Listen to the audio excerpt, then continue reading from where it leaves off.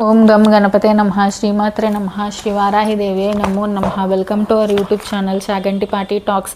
మహామహిమాన్వితమైన వైశాఖ మాసంలో వినవలసిన వైశాఖ పురాణం 27వ రోజు పారాయణము. కలిధర్మములు పితృముక్తి. నారద మహర్షి అంబరీష మహారాజునకు వైశాఖ మహిమనెట్లు వివరించుచున్నాడు. శృతదేవుని మాటలున్న శృతకీర్తి మహాముని ఈ వైశాఖ మాసమున ఉత్తములుగా తుదిలేవి దానముల్లో ఉత్తమ దానములేవి, వీనిని ఎవరు లోకమున వ్యాపింపజేసిరి, దయుంచి నీకు వివరంగా చెప్పకూడదని అడిగాను. అప్పుడు శృతదేవుడు శృతకీర్తి మహారాజా, సూర్యుడు మేషరాశి అందుండగా వైశాఖ మాసమున వచ్చు 30 తిథులు ఉత్తములే. కానీ ఏకాదశి నాడు చేసిన పుణ్యకారము కోట్ల కొలది రెట్టింపుల పుణ్యము ఇచ్చును. అన్ని దానములు ఎందును పుణ్యప్రదమైన దానము చేయుట వలన ఫలితము, అన్ని తీర్థములు ఎందును స్నానము మాడుట వలన వచ్చు పుణ్యం వీనన్నిటినీ వైశాఖ ఏకాదశి నాడు స్నానం చేయటం వలన పొందుచున్నాడు. ఆనాడు చేసిన స్నానము, దానము, తపము, హోమము, దేవతార్చన, సత్క్రియలు, హరికథా శ్రవణము ఇవన్నీ సద్యోముక్తిదాయకము సుమ. రోగము, దరిద్రము వీనికి లోబడి స్నానాధికం చేయలేనివాడు శ్రీహరి కథను వినిన సర్వపుణ్య కార్యములు చేసినంత ఫలము పొందును. పవిత్రముగు వైశాఖమందరి దినములను జలాశయములు దగ్గరగా నుండి శరీరము బాగుగానున్న స్నానాధికము చేయక గడిపిన వారు గోహత్య, కృతజ్ఞత, తల్లిదండ్రులకు ద్రోహం చేయుట, తనకు తానే అపకారం చేసుకునట మున్నగు వాణ్ణి చేసినంత పాపం పొందురు. శరీర రోగమును సరిగ్గా లేనిచో శ్రీహరి మనస్సును తలవలేము. వైశాఖ మాస కాలము సద్గుణాకారము, సర్వపుణ్య ఫలప్రదము. సజ్జనులు, దయావంతులు ఇట్టి పవిత్ర కాలమున శ్రీహరిని సేవింపిన వారెవరూ ఉండరని భావము. దరిద్రులు, ధనవంతులు, కుంటివారు, గుడ్డివారు, నపుంసకులు, విధవలు, విధురులు, స్త్రీ పురుషులు, బాలురు, యువకులు, వృద్ధులు, రోగిష్టివారు వీరందరూను యథాశక్తిగా ఆచరించి తరింపదగిన పుణ్యకాలము వైశాఖ మాసకాలము. సర్వధర్మ కార్య ఫలప్రాప్తికి మూలమైన వైశాఖ మాసమున ధర్మకార్యములను స్నానదానాదులను చేయగోరు వారు చేయవారును సర్వోత్తములు. ఇట్లు మిక్కిలి సులభములగు వైశాఖ మాస ధర్మములు ఆచరించని ఆ వారు సులభముగా నరకలోకముల పాపాత్ములే చేయొద్దని సందేహం లేదు. పాలను తరచి సారభూతముగా వెన్నం తీసినట్లుగా సర్వ పాపములు హరించి సర్వపుణ్యములను ఇచ్చు తిథిని చెప్పుదును వినుము. మేషరాశి యందు సూర్యుడుండగా పాపములు నివారించుచు పితృదేవతలకు మిక్కిలి ప్రీతిని కలిగించు తిథిని చెప్పుదును. ఆ తిథి నాడు పితృదేవతలకు తర్పణాది శ్రాద్ధమును చేసిన గయలో 1,000 మార్లు పిండ ప్రదానం చేసిన పుణ్యఫలము కలుగును. ఈ విషయమున సావర్ణి మనువు భూమిని పరిపాలించుచుండగా నరకలోకమున పితృదేవతలకు చెందిన కథయొకటి పెద్దలు చెప్పినది కలదు వినుము. 30 కలియుగములు గడిచిన తరువాత సర్వధర్మ విహీనమగు ఆ నర్తదేశమున ధర్మవర్ణుడని బ్రాహ్మణుడు ఉండెను. 31వ కలియుగమున ప్రథమ పాదమున ప్రజలందరూను వర్ణధర్మములను విడిచి పాపకార్యములు ఎందు ఆసక్తులై ఉండిరి. ఇట్టి పాపపంకిలమగు దేశమును విడిచి ధర్మవర్ణుడు పుష్కర క్షేత్రమున మౌనవ్రతముతో మునుల సత్రయాగమును చేయుచుండగా చూడబోయెను. కొందరు మునులు కూర్చొని పుణ్యకథా ప్రసంగములను చేయుచుండగా ధర్మవర్ణుడు అచటికి చేరును. అచటనున్న మునులు కర్మలందాసక్తి కలవారై యుగమును మెచ్చుచు ఇట్లనిరి. కృతయుగమున సంవత్సర కాలమున నియమనిష్టలతో భక్తి శ్రద్ధలతో చేసిన వచ్చునంతటి పుణ్యము త్రేతాయుగమున 1 మాసం చేసిన వచ్చును. ద్వాపర యుగమున 1 పక్షము 15 దినమును చేసినంతటి పుణ్యము వచ్చును. కానీ దానికి 10 రెట్లు పుణ్యము కలియుగమున శ్రీ మహావిష్ణువు స్మరించిన వచ్చును. కావున కలియుగమున చేసిన పుణ్యము 1,000 గుణితము. దయాపుణ్యములు దానధర్మములు లేని ఈ కలియుగమున శ్రీహరిని ఒక్కమారు స్మరించిన దానం చేసినచో కరువు కాలమున అన్నదానం చేసిన వాని వలె పుణ్యలోకములకు పోదురు అనియు కొనియాడుచుండిరి. ఆ సమయం నారదుడు అచ్చటికి వచ్చెను. అతడు ఆ మునుల మాటలను విని ఒక చేత్తో గుహ్యావయమును మరొక చేత్తో నాలుకను పట్టుకొని నవ్వుచూ నాట్యం చేయసాగెను. మునులు ఇట్లేలా చేయుచున్నావని అడుగగా నారదుడు ఎట్లని, మీరు ఇప్పుడు చెప్పిన మాటలను బట్టి కలియుగం వచ్చిందని తెలిసి ఆనందం పట్టలేక నాటమాడుచు నవ్వుచున్నాను. మనం అదృష్టవంతులము. స్వల్ప ప్రయాసతో అధిక పుణ్యమునిచ్చు గొప్ప యుగము కలియుగము. ఈ కలియుగమున స్మరణము చేతనే సంతోషించే కేశవుడు క్లేశములు నశింపజేయునని సంతోషం ఆపుకొని లేకపోతిని. మీకు ఒక విషయం చెప్పుచున్నాను వినుడు. శిస్నమును గ్రహించుట కష్టము, అనగా సంభోగాభిలాష గ్రహించుకొనుట కష్టము. నాలుకను రుచి చూచుటను నిగ్రహించుకొనుట కష్టము, అనగా తిండిపైన ధ్యాసను తగ్గించుకొనుట కష్టము. కలియుగమున భోగాభిలాష తిండి ధ్యాస వీటిని గ్రహించుకొనుట మిక్కిలి కష్టము. కావున నేను శిస్నమును నాలుకను పట్టుకుంటుని అని నారదుడు వివరించను. మరియు ఇట్లా నేను శిస్నమును జిహ్వను నిగ్రహించుకొనొచ్చో పరమాత్మయగు శ్రీహరి దయ యుగమున సులభ సాధ్యము. కలియుగమున భారతదేశము వేద ధర్మములను విడిచి ఆచార్య వ్యవహార శూన్యమైంది. కావున మీరు దేశమును విడిచి ఎచ్చటికైనా వెళ్ళుడు. నారదుని మాటలు విని యజ్ఞాంతమున వారందరూ తమకి ఇష్టమైన ప్రదేశములకు వెళ్ళిరి. ధర్మవర్ణుడును భూమిని విడిచి మరొక చోట ఉండెను. కొంతకాలమైన తర్వాత వానికి భూలోకం ఎట్లున్నదో చూడవలనని అనిపించిన తేజశాలియు వ్రతమహితుడు అగు అతడు దండకమండలమును జటా వల్కములను ధరించి కలియుగ విచిత్రమును చూడదలిచి భూలోకమునకు వచ్చెను.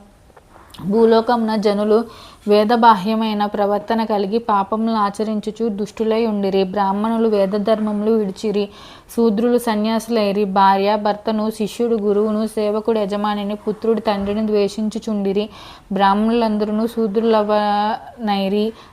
ధేనువులు మేకలైనవి, వేదములు కథాప్రాయములైనవి, శుభక్రియలు సామాన్య క్రియలైనవి, భూత ప్రేత పిశాచాదులు ఫలములనిచ్చు దేవతలైరి. పాపాత్ములు దుష్టులు నగు జనులు భూతప్రేత పిశాచాదులను పూజించుచుండ్రి. అందరూను భోగాభిలాష కలిగి అందులకై జీవితములు కూడా విడుచువారై ఉండిరి. తప్పుడు సాక్ష్యములు చెప్పువారు, మోసగించు స్వభావం కలవారుగానుగా ఉండిరి. మనసునందొకటి, మాట ఎందొకటి, మరొకటి పని ఎందు ఒక్కొక్కటి అగు రీతిలో ఉండిరి. విద్యాభ్యాసము పారమార్థిక మార్గము కాక హేతు ప్రధానంగా భావింపబడును. అట్టి విద్య రాజపూజితమై ఉండెను. సంగీతము ఉన్నగు వాణి రాజులు ప్రజలు ఆదరించుచుండిరి. అధములు గుణహీనులు పూజలైరి. ఉత్తములు ఎవరును గౌరవించుట్లేదు. ఆచారవంతులకు బ్రాహ్మణులు దరిద్రులై ఉండిరి. విష్ణుభక్తి జనులలో కనిపించట్లేదు. పుణ్యక్షేత్రములు వేదధర్మ విహీనములై ఉండెను. శూద్రులు ధర్మప్రవక్తలు, జటాధారులు సన్యాసులైనరి. మానవులు అల్పాయుష్కులై ఉండిరి. మరియు జనులు దుష్టుల దయాహీనులుగా ఉండిరి. అందరూను ధర్మమును చెప్పువారే, అందరూ దానమును స్వీకరించువారే. సూర్యగ్రహణాది సమయముల నుత్సవముగా దలుచువారే. ఇతరులను నిందించుచు అసూయపడుచు అందరూ తమ పూజనమునే కోరుచుండిరి. అభివృద్ధిలో ఉన్న వారిని చూసి అసూయపడుచు అందరూను తమ పూజనమునే కోరుచుండిరి. సోదరుడు సోదరిని, తండ్రి కుమార్తెను తక్కువ జాతి వారిని కోరుచుండిరి, పొందుచుండిరి. అందరూను వేశ్యాసక్తులై ఉండిరి. సజ్జనులు అవమానించుచుండిరి. పాపాత్ములను గౌరవించుచుండిరి. మంచివారిలోనున్న కొద్దిపాటి దోషమును పెద్దదిగా ప్రచారం చేయుచుండిరి. పాపాత్ముల దోషములను గుణములను చెప్పుచుండిరి. దోషమునే గుణములుగా జనులు స్వీకరించిరి. జలగస్తనముపై వ్రాలి పాలను త్రాగెదరు, రక్తమునే త్రాగును. అట్లే దుష్టులు గుణములను కాక దోషములను స్వీకరింతురు. ఔషధులు సారహీనములయ్యను, ఋతువులు వరుసలు తప్పెను. అనగా దాన ధర్మలు విడిచినవి. అంతటా కరువు ఉండెను. కన్యలు గర్భవతులగుచుండిరి. స్త్రీలు తగిన వయసున ప్రసవించుటలేదు. నటులు నర్తకులు వీరియందు ప్రజల ప్రేమనంది ఉండి వేదాంత శాస్త్రాదులందు పండితులను సేవకులుగా ధనవంతులు చూచుచుండ్రి. విద్యావంతులుగా బ్రాహ్మణులు ధర్మహీనులను సేవించి ఆశీర్వదించుచుండిరి. అవమానించిన ధనమదాంధులను నీచులను ఆశీర్వదించిన దానికి ఫలముండదు కదా. వేదములందు చెప్పిన క్రియలను శ్రాద్ధములను శ్రీహరినామములు అందరూ విడిచిరి. శృంగారమున ఆసక్తి కలవారే అట్టి శృంగార కథలనే చదువుచుండిరి. విష్ణుసేవ, శాస్త్ర చర్చ, యాగదీక్ష, కొద్దిపాటి వివేకము, తీర్థయాత్ర, దాన ధర్మములు కలియుగమున ఎచ్చటను లేవు. ఇది మిక్కిలి చిత్రముగా ఉండెను. ధర్మవర్ణుడును భూలోకమునున్న కలియుగ విధానమును చూసి మిక్కిలి భయపడెను. పాపమును చేయుట వలన వంశనాశనమును గమనించి మరి ఒక ద్వీపమునకు పోయెను. అన్ని ద్వీపములను చూచి పితృలోకము చూడబోయెను. అచటనున్న వారు కష్టతరములుగా పనులు చేయుచు మిక్కిలి శ్రమపడుచుండిరి. కింద పడి ఏడ్చుచుండిరి. చీకటి గల నూతిలో పడి గడ్డి పరకను పట్టుకొని నూతిలో పడకుండా వేలాడుచుండిరి.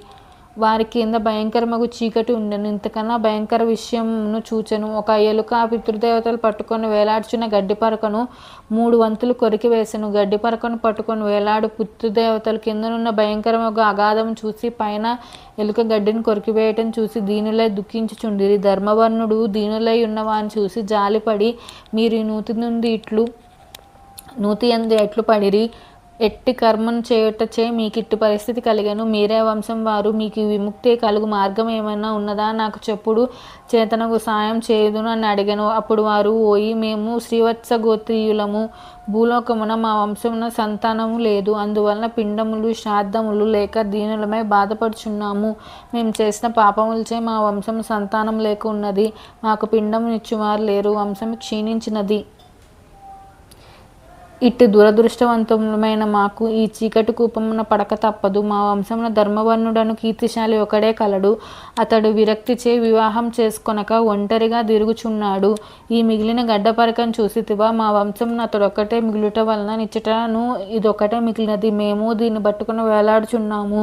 మా వంశవాడైన ధర్మవర్ణుడు ఒకడే మిగిలిన, దానికి ప్రతీకగా పితృలోకమునున్న మాకును ఈ గడ్డి పరక ఒకటే మిగిలినది. అతడు వివాహము చేసుకొని పోవటచే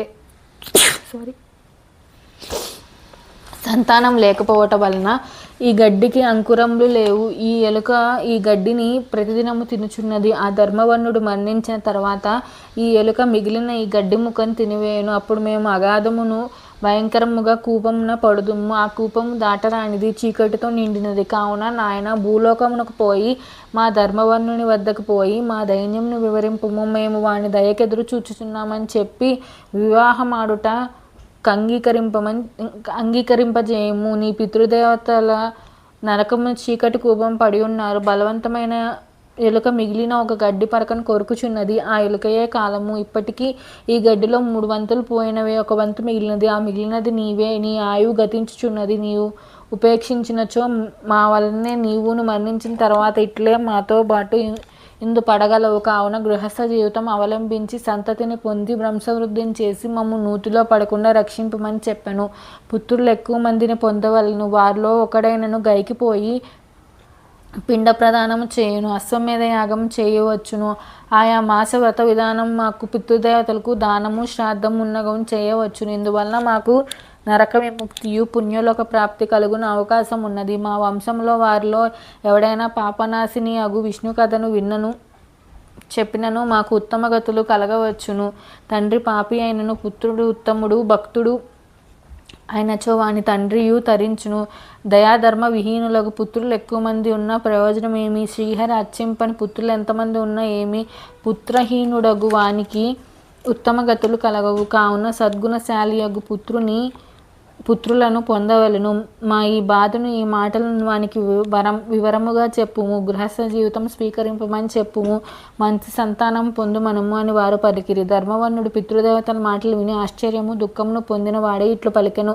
మీ వంశముకు చెందిన ధర్మవర్ణుణ్ణి నేనే. వివాహం చేసి కొనరాదని పనికిమాలిన పట్టుదల కలిగి మిమ్మిట్లు బాధపడినట్టు చేసిన వాడని నేనే. పూర్వం సత్రయాగం జరిగినప్పుడు నారద మహర్షి మానవులకు కలియుగమున గుహ్యవ్యము నాలుక అదుపులో ఉండవు, విష్ణుభక్తి ఉండదని చెప్పిన మాటలను బట్టి నేను గుహ్యవ్యమును అదుపులో ఉండుటకై వివాహం మానితిని. కలియుగమున పాపభూయిష్టములకు జనుల సాంగత్యం ఇష్టం లేక ద్వీపాంతరము వసించుచుంటిని. ఇప్పటికీ కలియుగము 3 పాదములు గడిచినవి, 4 పాదం కూడా చాలా వరకు గడిచినది. నేను మీ బాధ ఎరుగను. మిమ్మిట్లు బాధకు గురిచేసి నా జన్మ వ్యర్థము. మీ కులమున పుట్టి మీకు తీర్చవలసిన రుణమును తీర్చలేకపోతేని. విష్ణువును పితృదేవతలను ఋషులను పూజింపను వాని జన్మ వ్యర్థము. వాని ఉనికి భూమికే భారం. నేను మీ ఆజ్ఞ పాటించి వివాహం ఆడుదును. కలి బాధలు కలగకుండా సంసార బాధలు లేకుండా మీ పుత్రుడినైన నేను మీకు చేయవలసిన కార్యములను ఆజ్ఞాపింపడానికి ప్రార్థించాను. ధర్మవర్ణుని పితృదేవతలు వాని మాటలు విని కొంత ఊరట పొంది, నాయన నీ పితృదేవతల పరిస్థితిని చూస్తేవి కదా, సంతానం లేకపోవచ్చే గడ్డి పరకను పట్టుకొని ఇట్లు వేలాడుచున్నాము చూచితివి కదా. విష్ణు కథ ఎందు అనురక్తి స్మరణము సదాచార సంపన్నత కలవారిని కలిపీడింపడు. శ్రీహరి స్వరూపమగు సాలగ్రామ శిల గాని భారతము గాని ఇంటి ఎందున్నచో కలి వారిని బాధింపడు. వైశాఖ వ్రతము, మాఘస్నానం వ్రతము, కార్తీక దీపదానం పాటించి వారిని కలిగి విడుచును. ప్రతిదినము పాపాహారము ముక్తిప్రదమగు శ్రీహరి కథను విన్నచో కలివారిని పీడింపడు. వైశ్వదేవము తులసి గోవు ఉన్న ఇంటిని కలి బాధింపడు. ఇట్టి లేని చోట ఉండకుము నాయన, త్వరగా భూలోకముకు పొమ్ము. ప్రస్తుతం వైశాఖ మాసం గడుచుచున్నది. సూర్యుడు అందరికీ ఉపకారం చేయవలనని మేషరాశి అందున్నాడు. ఈ నెలలో 30 తిథులను పుణ్యప్రదములే. ప్రతి తిథి అందు చేసిన పుణ్యము అత్యధిక ఫలము ఇచ్చును. చైత్ర బహుళ అమావాస్య మానవులకు ముక్తినిచ్చినది, పితృదేవతలకు ప్రియమైనది, విముక్తి ఇచ్చినది. ఆనాడు పితృదేవతలకు శ్రాద్ధం చేయవలేను. జలపూర్ణముగా కలశం నిచ్చి పితృదేవతల ఇచ్చి పిండ ప్రదానం చేసినచో గయాక్షేత్రం చేసిన దానికి 1,000,000 రెట్లు ఫలితం ఇచ్చును. చైత్ర అమావాస్య నాడు శక్తి లేనిచో కూరతైన శ్రాద్ధం చేయవచ్చును. ఆనాడు సుగంధ పానకం గల కలశం దానం ఇయ్యనివాడు పితృహత్య చేసినవాడు. ఆనాడు చల్లని పానీయం నిచ్చి శ్రాద్ధం చేసినచో పితృదేవతలపై అమృతవర్షం కురియును. ఆనాడు కలశదానము అన్నాదులతో శ్రాద్ధము ప్రశస్తము. కావున నీవు త్వరగా వెళ్ళి ఉదక కుంభదానమును శ్రాద్ధమును పిండ ప్రదానము చేయుము. వివాహం ఆడి ఉత్తమ సంతానం పొంది పురుషార్థములు పొంది అందరినీ సంతోషపెట్టి మునివై నీవు కోరినట్లు ద్వీప సంచారం చేయము అని వారు చెప్పిరి. ధర్మవర్ణుడు త్వరగా భూలోకం చేరెను. చైత్ర బహుళ అమావాస్య నాడు ప్రాతకాల స్నానము, పితృదేవతలు చెప్పినట్లు జలకలశ దానము, శ్రాద్ధము మున్నగు వాణి చేసెను. వివాహం చేసుకుని ఉత్తమ సంతానం పొందెను. చైత్ర బహుళ అమావాస్య ప్రశస్తిని వ్యాపింపజేసెను. తుదకు తపమాచరించుటకై గంధమాదన పర్వతమునకు పోయెను అని శృతదేవుడు శృతకీర్తికి వివరించెను. ఈ విషయం నారదుడు అంబరీషునికి చెప్పెను. రోజు పారాయణం సంపూర్ణం. నా వీడియో మీకు నచ్చినట్టయితే లైక్ చేయండి, మీ శ్రేయోభిలాషులందరికీ షేర్ చేయండి, మా ఛానల్ని సబ్స్క్రైబ్ చేసుకోండి. Please subscribe our channel. Thank you. ఓం నమో నారాయణాయ.